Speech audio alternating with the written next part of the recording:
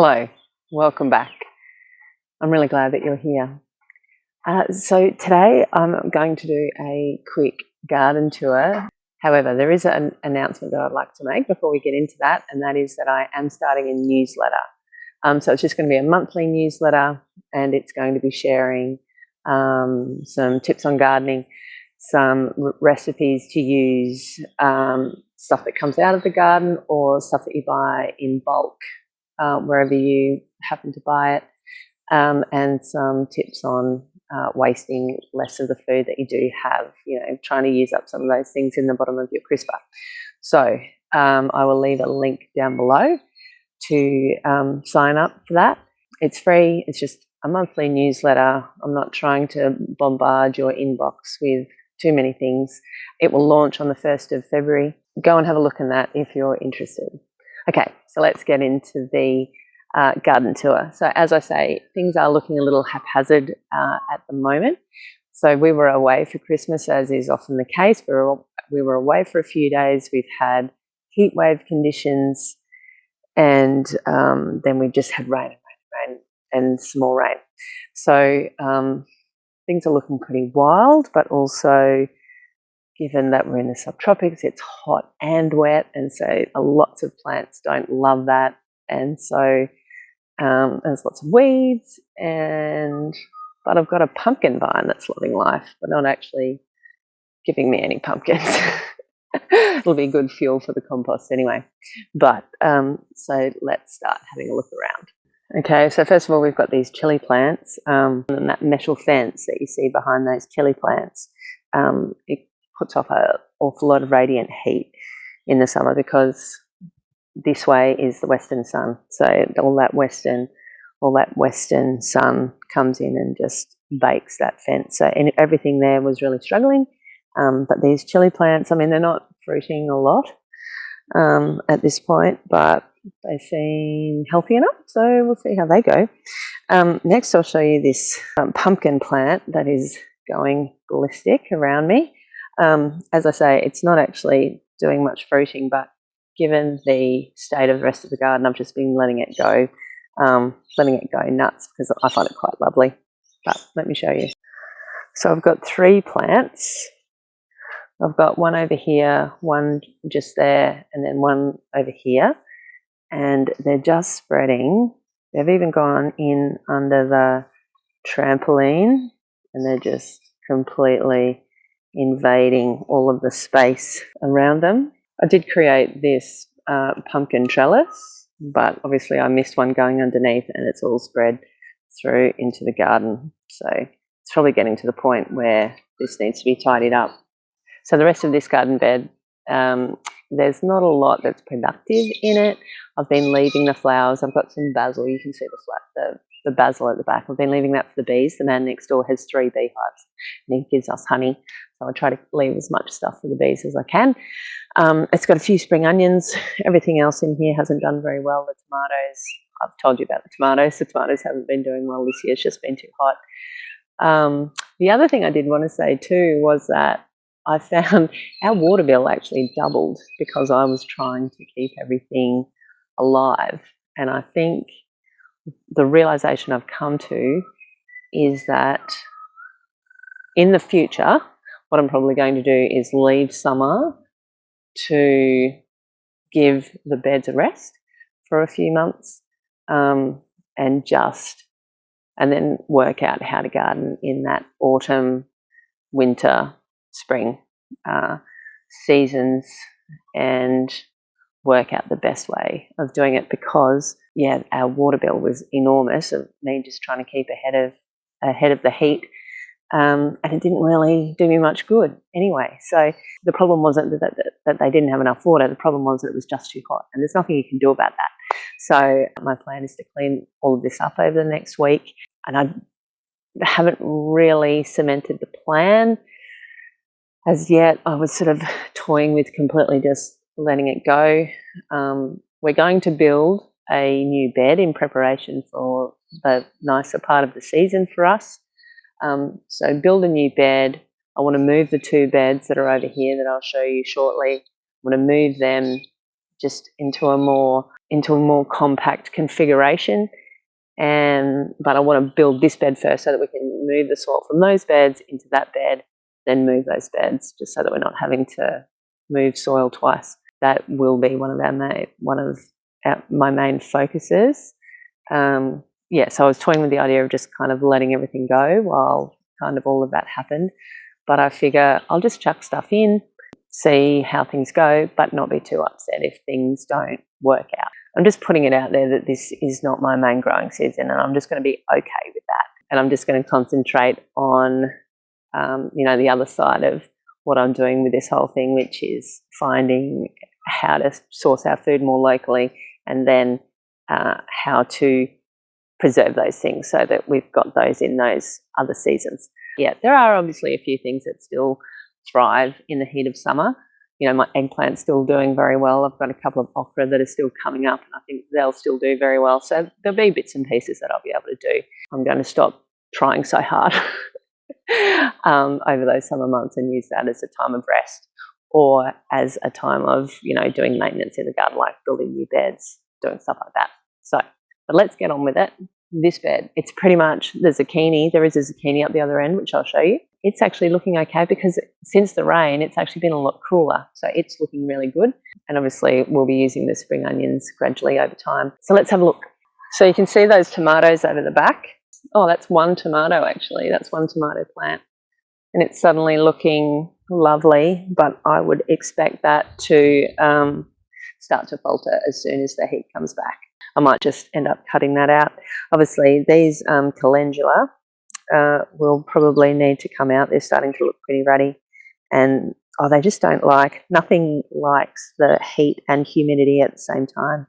So I've still got a few leek in here that just because they've been crowded, they're still looking okay. And obviously some spring onions. What I tend to do with the spring onions is to just cut them off at the base and they grow again. So they're just always there. So the kale have really taken a hit. There is some new growth that actually doesn't look too bad, but they've been really ravaged by pests. So I haven't actually gotten a lot off of them of late. You will see a video where I use a whole lot of kale and of spinach for a couple of different dishes. So I'll link that one to this video. What I find with kale is that if you just kind of let them go, I'll probably trim a lot of these things off. If you let them go, they can be a bit of a standard in the garden. So I'll probably just leave these here and just see how they go. Oh, something interesting over here that I'll show you. So this is fennel, and I cut it off because I had heard that if you just cut it off, you could grow new plants. And so I had one here, I had one plant, and I cut it off, and this has turned into 3. Now, I don't know that they're going to become, given that we're in the middle of summer, I don't think they're going to become huge plants. We could probably use them in the next week or so. Yeah, we really enjoy fennel with roasts and things like that. So that was just an interesting thing that I noticed this morning, that these are actually turning into quite nice plants. So this zucchini plant is actually, it could have more fruit on it, but it was looking pretty sad before all the rain and this little bit of cooler weather that we've been having. So it does have a zucchini on it there. The other one is looking terrible, so I'll probably take it out, but perhaps I'll leave this one after giving it a little bit of a prune. What I have found in the past with zucchini is you might have 3 plants, but you'll have one plant that's really, really productive. And because I only had 2, there's just less chance of getting that one productive plant. So in the future, I'm just hoping to have more plants so that then you just have a greater chance of getting that one productive plant. As I've said previously, they don't love the hot, humid part of our season, so this isn't really their prime time. In the future, I'll just try to have more space so that I can have a few more plants just to have a better chance of success. Now, let me tell you, I have never had any success with capsicums. These are just a normal sort of bell capsicum that you would buy at the supermarket, but I think they just really don't, they haven't loved this really wet weather. What I have heard is that capsicums don't like wet feet, and it's just been wet for the last couple of weeks. So although they have a lot of leaf, there's no fruit as yet, but I know that there's been flowers, so they haven't actually fruited. So I don't know what they'll do. We'll just have to wait and see. They could also probably do with being pulled off the ground, you know, trellised or something, but I just haven't worked out a way of doing that. I keep thinking that maybe I should get some of the tomato cages that you can buy at the, you know, at the nurseries and stuff, but they're like $30 a pop. And so I just haven't done it. I should probably try and rig up something with all of the bamboo that I've got. So maybe that will be an upcoming video of trying to rig something together for that. So here is a very sad sight, my snake bean. It started looking worse for wear probably before Christmas. I did keep a stack of seeds, so we will definitely be, I'll definitely be growing this again in the future because they're just so productive. They're just so highly productive. But I think, yeah, yet again, just super duper hot and then super duper humid, and plants just really struggle with that. So here's one plant that's absolutely loving life, this eggplant. I actually harvested a great big bowl of fruit off this yesterday just to try and alleviate some of the strain on the plant, and there's still just so much more left that will be ready in the next few days. So this is one success story. So as you can see, the Thai pink egg tomatoes have all but disappeared.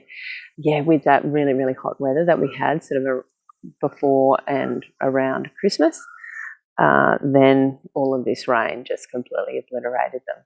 Although they're definitely a win from the heat point of view, I think you could probably start them really early in our region, like as in early going into autumn, or, you know, even have a late harvest like at the end of spring going into summer. They can obviously cope with the heat. Yeah, nothing would probably cope with the weather that we've had of late. I lost a fair bit of fruit over that time, but, you know, I wasn't here, and then there was a whole lot of weather stuff that happened that kind of took that out of my control. But I do have some zinnias coming up that are, I love flowers, so I just sometimes just sort of put them around my vegetable beds just to have a bit of loveliness in between, and they seem to be really healthy. So then this last bed, obviously the tomatoes are completely gone now. Some of the spinach that were here, this in the middle here, this had been spinach and it's sort of succumbed to the weather. These flowers are obviously a little bit worse for wear. Yeah, the spinach, I don't know, the spinach actually isn't too bad. We'll still, yeah, see, some of it doesn't look great just because it's been so wet, but we'll still get some harvest out of this. One thing I did learn about spinach after my spinach and kale video was that having some big leaves kind of protecting the plant actually really helps the plant to cope with the heat. I think it shades those younger leaves as they're coming up, whereas in spring or in winter, you know, cutting off those big leaves actually helps the plant to grow. In summer, some of those bigger leaves, having some of those bigger leaves around actually helps the plant to continue producing and not creating a really tough leaf. I'll also show you my herb bed because that is actually a really big part of our garden. We would use something out of the herb garden nearly every day. And I haven't showed you that before, so let's have a look at that. So there's obviously quite a lot. We've got quite a lot of rosemary. We've got some of this bush basil. That's really just for the bees. The basil has been somewhat pushed around by the storms, but there's still so many bees around it. What I tend to do with the bush basil is I have two plants. I prune one at a time so that then the bees still have one plant to go and collect pollen, but I just alternate which one I prune. So this is the pineapple sage, and if you tear up the leaf and smell it, it actually smells like pineapples. It's the most crazy thing, but you're probably not going to use it for cooking. We haven't found it to be particularly tasty, but I keep it because the blueband bees seem to like it and because I just love the smell. So I would encourage you to have a crack at it. And then the last thing is this weedy mess behind me. That is my mint bed. So there was nothing here. When we first moved in, there was nothing. They'd just put down sort of wood chips. And then we had our first lot of rain and up pumped a couple of mint stalks. I was like, oh, cool, there's some mint here, great. Anyway, it's since turned into this, which I love because I drink a lot of mint tea and we use it for other different things. So, but that's, other than the weediness, it's a lovely thing to have. Okay, so that's my garden tour for today. Thank you very much for hanging out with me. Just a reminder about the newsletter, I'll leave that link in the description box below. So if you'd like to know more about sort of seasonal eating, some seasonal recipes, some tips from the garden, and doing it all from a place of joy, then please subscribe to that. Let me know what you're growing in your garden at the moment. I'd love to hear about it. Thanks so much for being here. See you next time.